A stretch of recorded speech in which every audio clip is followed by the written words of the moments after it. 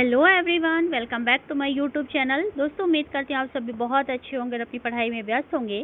तो आज हम लोग भारतीय राज्य व्यवस्था में मूल अधिकार के एमसीक्यूज क्वेश्चन को पढ़ने वाले हैं।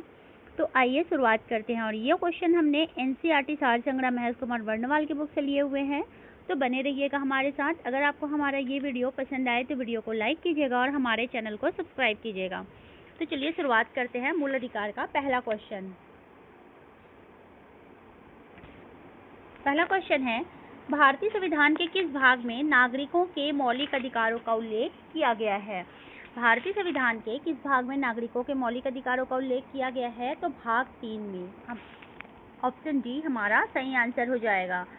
भारतीय संविधान के भाग 3 के अनुच्छेद 12 से 35 तक मौलिक अधिकारों का उल्लेख किया गया है। मौलिक अधिकारों का प्रावधान अमेरिकी संविधान से लिया गया है, जो अमेरिका के अधिकार पत्र के समान है। क्वेश्चन नंबर 2 है, निम्नलिखित में से कौन सा मूल अधिकार भारतीय संविधान में नागरिकों को नहीं प्रदान किया गया है? कौन सा मूल अधिकार है जो भारतीय संविधान में नागरिकों को नहीं दिया गया है? तो सूचना का अधिकार। ऑप्शन सी हमारा सही आंसर है। सूचना का अधिकार मूल अधिकार के रूप में भारतीय संविधान में नागरिकों को प्रदान नहीं किया गया है। यह एक विधिक अधिकार है जिसे सूचना के अधिकार अधिनियम 2005 के अंतर्गत नागरिकों को प्रदान किया गया है। बढ़ते हैं अगले क्वेश्चन की ओर। क्वेश्चन नंबर 3 है, निम्नलिखित में से किस अनुच्छेद में समता के अधिकार का प्रावधान है? तो अनुच्छेद 14 में समानता के अधिकार का प्रावधान किया गया है। भारतीय संविधान के भाग 3 में निहित मौलिक अधिकारों के अंतर्गत समानता के अधिकार का उल्लेख अनुच्छेद 14 से 18 तक किया गया है। अनुच्छेद 14 के अनुसार राज्य नागरिकों को विधि के समक्ष समता से या विधियों के समान संरक्षण से वंचित नहीं करेगा। क्वेश्चन नंबर 4 में आते हैं, भारतीय संविधान का कौन सा अनुच्छेद अस्पृश्यता का उन्मूलन करता है? तो भारतीय संविधान का कौन सा अनुच्छेद है जो अस्पृश्यता या छुआछूत का उन्मूलन करता है? तो ऑप्शन डी सही आंसर हो जाएगा, अनुच्छेद 17। आइए डेफिनेशन देखते हैं। भारतीय संविधान के अनुच्छेद 17 में अस्पृश्यता के उन्मूलन का प्रावधान किया गया है। अस्पृश्यता के प्रयोग एवं उसे बढ़ावा देने या उससे संबंधित विवादों के कारण उत्पन्न किसी प्रकार के निर्योग्यता को दंडित करने के उद्देश्य से संसद द्वारा अस्पृश्यता अधिनियम 1955 पारित किया गया है। वर्ष 1976 में इसमें संशोधन करके इसका नाम नागरिक अधिकार संरक्षण अधिनियम 1955 कर दिया गया। क्वेश्चन नंबर 5 है, कौन सा युग्म सुमेलित नहीं है पूछा गया है। हमारा क्वेश्चन क्या है, कौन सा युग्म सही सुमेलित नहीं है? तो अनुच्छेद 14 विधि के समक्ष समानता, ये तो बिल्कुल सही है। अनुच्छेद 16 अवसर की समानता, ये भी सही है। अनुच्छेद 17 में उपाधियों का अंत नहीं है। अनुच्छेद 17 में अस्पृश्यता का अंत है। तो और अनुच्छेद 18 भी देख लेते हैं। अनुच्छेद 18 में है सैन्य उपाधियों की अनुमति, तो ये हमारा आंसर सही है। तो कौन से युग्म सुमेलित नहीं है? तो हमारा आंसर हो जाएगा सी। भारतीय संविधान के अनुच्छेद 17 में अस्पृश्यता का अंत का प्रावधान किया गया है, जबकि अनुच्छेद 18 में उपाधियों का अंत का उपबंध किया गया है। यह अनुच्छेद राज्य को सैन्य और अकादमिक क्षेत्रों को छोड़कर किसी भी अन्य प्रकार की उपाधि प्रदान किए जाने से प्रतिबंधित करता है। क्वेश्चन नंबर 6 है, कौन सा अधिकार भारतीय संविधान द्वारा प्रदत्त एक मौलिक अधिकार नहीं है? कौन सा अधिकार भारतीय संविधान द्वारा प्रदत्त एक मौलिक अधिकार नहीं है? तो संपत्ति का अधिकार एक मौलिक अधिकार नहीं है। संपत्ति के अधिकार को कानूनी अधिकार बना दिया गया है। 44वें संविधान संशोधन अधिनियम 1978 के द्वारा संपत्ति के अधिकार से संबंधित मौलिक अधिकारों अनुच्छेद 19(1) एवं अनुच्छेद 31 को सूची से हटा दिया गया तथा वर्तमान में अनुच्छेद 300 क के अंतर्गत इसे विधिक अधिकार बना दिया गया है। अगला क्वेश्चन है, क्वेश्चन नंबर 7, प्रेस की स्वतंत्रता किस अधिकार में निहित है? प्रेस की स्वतंत्रता किस अधिकार में निहित है? तो भाषण की स्वतंत्रता में। ऑप्शन बी हमारा सही आंसर हो जाएगा। भारतीय संविधान में स्पष्ट रूप से प्रेस की स्वतंत्रता का उल्लेख नहीं है, लेकिन सकाल पेपर्स बनाम भारत संघ मामले में उच्चतम न्यायालय ने स्पष्ट किया कि अनुच्छेद 19(1) क में प्रदत्त वाक एवं अभिव्यक्ति की स्वतंत्रता में ही प्रेस की स्वतंत्रता निहित है और प्रेस को साधारण नागरिकों से अलग विशिष्ट अधिकार प्राप्त नहीं है।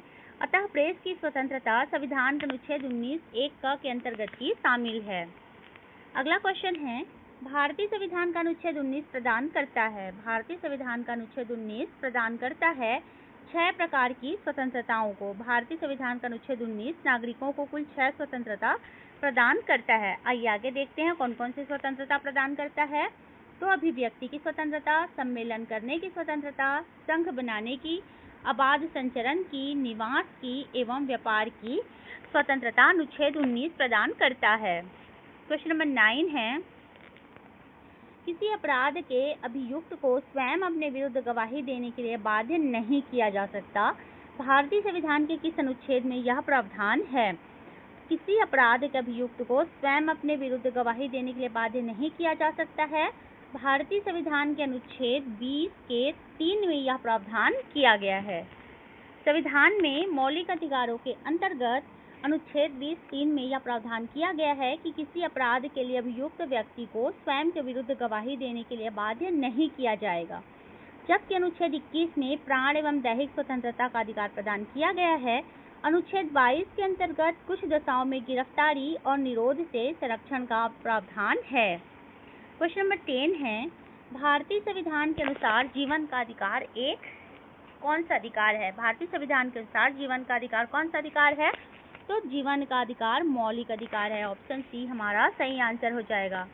जीवन का अधिकार अनुच्छेद 21 के अंतर्गत भारतीय संविधान में एक मौलिक अधिकार है। उच्चतम न्यायालय ने अनुच्छेद 21 की व्यापक व्याख्या करते हुए स्थायी आवास एवं निजता के अधिकार को जीवन के अधिकार के रूप में मौलिक अधिकार माना है। बढ़ते हैं अगले क्वेश्चन की ओर। अगला क्वेश्चन है, 6 से 14 वर्ष की आयु के सभी बच्चों को शिक्षा का अधिकार है। तो 6 से 14 वर्ष की आयु के सभी बच्चों को शिक्षा का अधिकार कौन सा अधिकार है? तो मूल अधिकार है। शिक्षा का अधिकार बच्चों का मूल अधिकार होता है। Option B is the correct answer. संविधान के अनुच्छेद 21 के अंतर्गत 6 से 14 वर्ष की आयु के सभी बच्चों को निःशुल्क एवं अनिवार्य शिक्षा का मौलिक अधिकार प्राप्त है। यह मौलिक अधिकार संसद द्वारा 86वें संविधान संशोधन अधिनियम 2002 के द्वारा संविधान में शामिल किया गया है। इस लक्ष्य की प्राप्ति हेतु संसद द्वारा शिक्षा का अधिकार अधिनियम 2009 पारित किया गया, जो 1 अप्रैल 2010 से प्रभावी हुआ। क्वेश्चन नंबर 12 है, मूल अधिकारों के अंतर्गत कौन सा अनुच्छेद बालकों के नियोजन से प्रत्यक्ष रूप से संबंधित है? कौन सा अनुच्छेद बालकों के नियोजन से प्रत्यक्ष रूप से संबंधित है? तो अनुच्छेद 24। D is the correct answer. अनुच्छेद 24 बालकों के नियोजन के प्रतिषेध का उपबंध करता है। इसके अनुसार 14 वर्ष से कम आयु के बच्चों को कारखानों, खानों या अन्य किसी जोखिम युक्त कार्यों में शामिल नहीं किया जा सकता है। 2 जून 2017 को बाल श्रम संशोधन अधिनियम 2017 के अनुसार 14 वर्ष से कम आयु के बच्चों के नियोजन पर पूर्ण प्रतिबंध लगाया गया, जबकि 14 से 18 वर्ष के किशोरों को खतरनाक व्यवसायों के नियोजन पर पूर्णतः प्रतिबंध है। क्वेश्चन नंबर 13 है, किसी धर्म विशेष के संवर्धन के लिए करों के भुगतान की अनिवार्यता से मुक्ति की गारंटी दी गई है। तो अनुच्छेद 27 के द्वारा। अनुच्छेद 27 के द्वारा किसी धर्म विशेष के संवर्धन के लिए करों के भुगतान की अनिवार्यता से मुक्ति की गारंटी दी गई है। संविधान के अनुच्छेद 27 के अंतर्गत राज्य किसी ऐसे कर को व्यक्ति को देने के लिए बाध्य नहीं करेगा जो किसी धर्म या धार्मिक संप्रदाय की उन्नति में खर्च किया जाना हो, किंतु राज्य कोई भी धार्मिक सुविधा देने के लिए शुल्क आरोपित कर सकता है। चलिए बढ़ते हैं अगले क्वेश्चन की ओर। क्वेश्चन नंबर 14 है, रिक्त स्थानों की पूर्ति करें। अधिकार कर्तव्यों को अनुदेशित करते हैं। अधिकार कर्तव्यों को अनुदेशित करते हैं। Option B is the correct answer. संविधान और विधि द्वारा प्रदत्त अधिकारों की सीमा में ही हमें अपने कर्तव्य का पालन करना होता है, अतः अधिकार कर्तव्यों को अनुदेशित करते हैं। क्वेश्चन नंबर 15 है, मूल अधिकारों से संबंधित विवाद निम्नलिखित में से कौन सा है? मूल अधिकारों से संबंधित विवाद कौन सा है? तो गोलकनाथ बनाम पंजाब राज्य 1967 यह मूल अधिकारों से संबंधित विवाद है। गोलकनाथ बनाम पंजाब राज्य विवाद 1967 मूल अधिकारों से संबंधित है। इसमें सर्वोच्च न्यायालय ने निर्णय दिया कि संसद मौलिक अधिकारों में संशोधन नहीं कर सकती। केशवानंद भारती बनाम केरल राज्य विवाद 1973 में सर्वोच्च न्यायालय ने कहा कि संसद मूल ढांचे का उल्लंघन किए बिना मौलिक अधिकारों में संशोधन कर सकती है। अगला क्वेश्चन है, निम्नलिखित में से कौन सा मूल अधिकार विदेशी नागरिकों को प्राप्त नहीं है? कौन सा मूल अधिकार है जो विदेशी नागरिकों को प्राप्त नहीं है? तो अभिव्यक्ति की स्वतंत्रता का अधिकार मूल अधिकार जो है विदेशी नागरिकों को प्राप्त नहीं है। भारत में अधिकांश मूल अधिकार विदेशी नागरिकों को भी प्राप्त है, जैसे विधि के समक्ष समता, अपराधों के लिए दोष सिद्धि के संबंध में संरक्षण, प्राण एवं दैहिक स्वतंत्रता का अधिकार, शोषण के विरुद्ध अधिकार और धर्म की स्वतंत्रता का अधिकार। परंतु कुछ मूल अधिकार यथा अनुच्छेद 15, 16, 19, 29 और 30 विदेशी नागरिकों को प्राप्त नहीं है। क्वेश्चन नंबर 17 है, अल्पसंख्यकों के हितों की सुरक्षा पर किस अनुच्छेद में प्रावधान किया गया है? तो अल्पसंख्यकों के हितों की सुरक्षा पर किस अनुच्छेद में प्रावधान किया गया है? तो अनुच्छेद 29 में प्रावधान किया गया है। आइए इसका डेफिनेशन देखते हैं। संविधान के अनुच्छेद 29 में अल्पसंख्यक वर्गों के हितों के संरक्षण का प्रावधान किया गया है, जिसके अनुसार भारत के राज्य क्षेत्र में या उसके किसी भाग के निवासी या नागरिकों को अपनी भाषा, लिपि या संस्कृति को बनाए रखने का अधिकार होगा। क्वेश्चन नंबर 18 में आते हैं, बंधुआ मजदूर उन्मूलन अधिनियम संसद ने किस वर्ष पारित किया था? बंधुआ मजदूर उन्मूलन अधिनियम संसद ने 1976 में पारित किया था। ऑप्शन बी हमारा सही आंसर है। संविधान का अनुच्छेद 23 मानव के दुर्व्यवहार, व्यापार एवं बलात् श्रम का प्रतिषेध करता है, जिसे बंधुआ मजदूरी उन्मूलन अधिनियम 1976 के द्वारा लागू किया गया। इस कानून के अंतर्गत बिना भुगतान किए मजदूरी कराना गैर कानूनी घोषित कर दिया गया। अनुच्छेद 35 क के अनुसार संसद ऐसे कार्यों के लिए जो भाग 3 के अधीन अपराध घोषित किए गए हैं दंड विहित करने के लिए कानून बना सकती है। अगला क्वेश्चन है, मंडल आयोग द्वारा अपनी रिपोर्ट किस वर्ष प्रस्तुत की गई थी? मंडल आयोग के द्वारा अपनी रिपोर्ट 1980 में प्रस्तुत की गई थी। Option C is the correct answer. सामाजिक और शैक्षणिक रूप से पिछड़े वर्गों की स्थिति जानने के लिए 20 दिसंबर 1978 को मोरारजी देसाई की सरकार ने बिहार के पूर्व मुख्यमंत्री बीपी मंडल, बिंदेश्वरी प्रसाद मंडल की अध्यक्षता में पिछड़ा वर्ग आयोग के गठन की घोषणा की। इस आयोग ने अपनी रिपोर्ट 12 दिसंबर 1980 को प्रस्तुत करते हुए पिछड़े वर्गों के लिए 27% आरक्षण की सिफारिश की थी।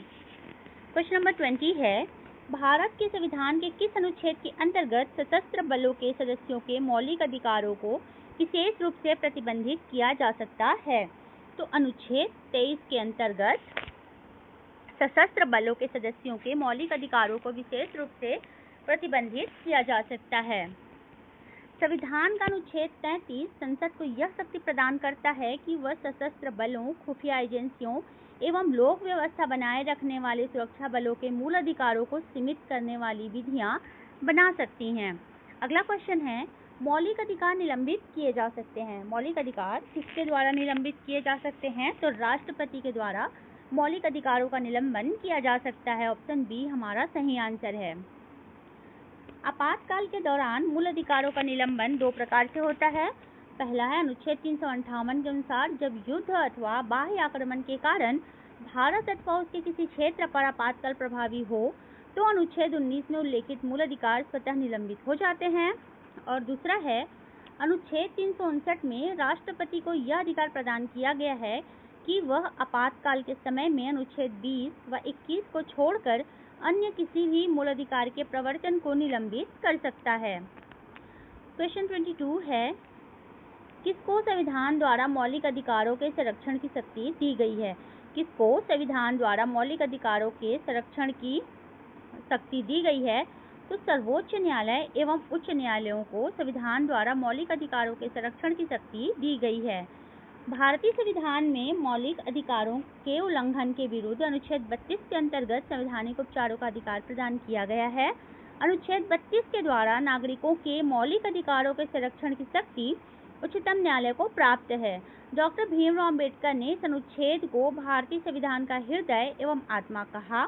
जहां अनुच्छेद 32 के अंतर्गत उच्चतम न्यायालय की रीट अधिकारिकता केवल मूल अधिकारों के उल्लंघन के मामलों तक सीमित है, वहीं अनुच्छेद 226 के अंतर्गत उच्च न्यायालयों की अधिकारिकता है मूल अधिकारों के उल्लंघन के साथ साथ अन्य विषय भी सम्मिलित हैं। न्यायालय 5 प्रकार की रीट जारी करते हैं: बंदी प्रत्यक्षीकरण, परमादेश, प्रतिषेध, अधिकार परीक्षा, उत्प्रेषण रीट। ये 5 प्रकार के रीट होते हैं जो न्यायालय के द्वारा जारी किए जाते हैं। क्वेश्चन नंबर 23 है, कौन सी रीट व्यक्तिगत स्वतंत्रता का बुलवर्क है? कौन सी रीट है जो व्यक्तिगत स्वतंत्रता का बुलवर्क है? तो बंदी प्रत्यक्षीकरण, ऑप्शन बी हमारा सही आंसर हो जाएगा। बंदी प्रत्यक्षीकरण रीट व्यक्तिगत स्वतंत्रता का बुलवर्क है।